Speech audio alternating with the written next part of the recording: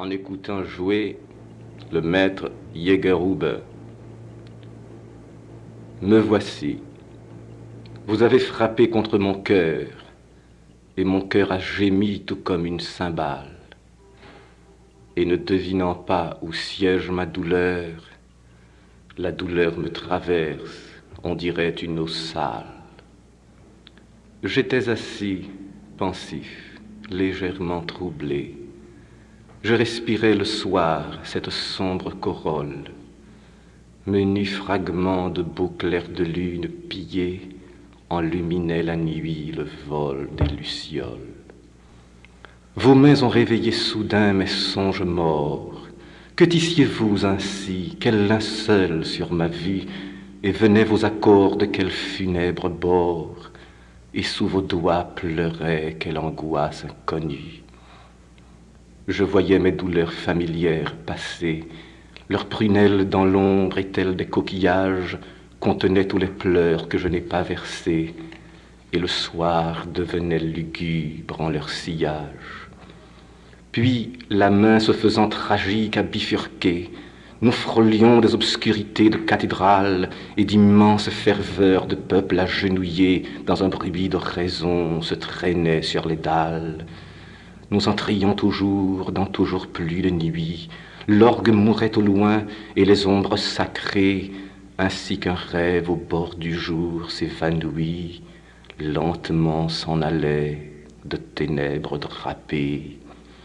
Puis un chant lourd monta, un chœur de chagrin noir, une immense clameur que 1000 voix colportent, lente orchestration des plus sourds désespoirs, de cris touffus cachant le poignard des révoltes.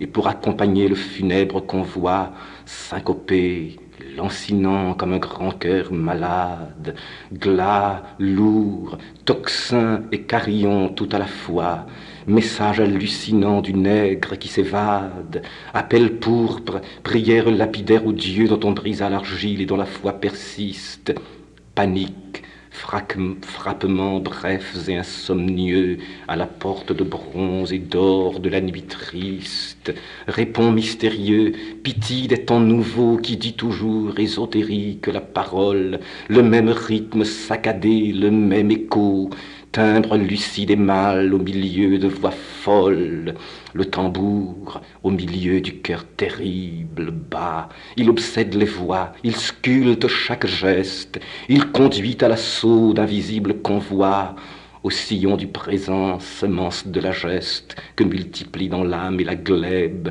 des mains d'hommes altiers et beaux venus de la Guinée, puissants sous leurs haillons et grands dans leur chagrin, qui répètent toujours une note obstinée, liberté, liberté, liberté, liberté, le thème qui domine les cris et les plaintes, au milieu de la nuit, implacable clarté, dans l'âme de l'esclave, immarcessible empreinte.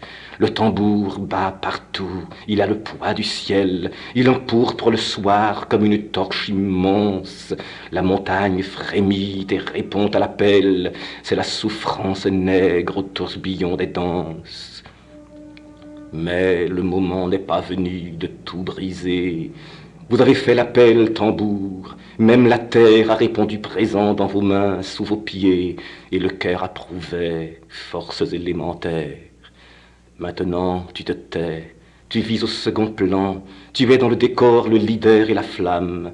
Tu vas attendre pour hisser l'ordre sanglant que ta mère soit montée au fol désert des âmes.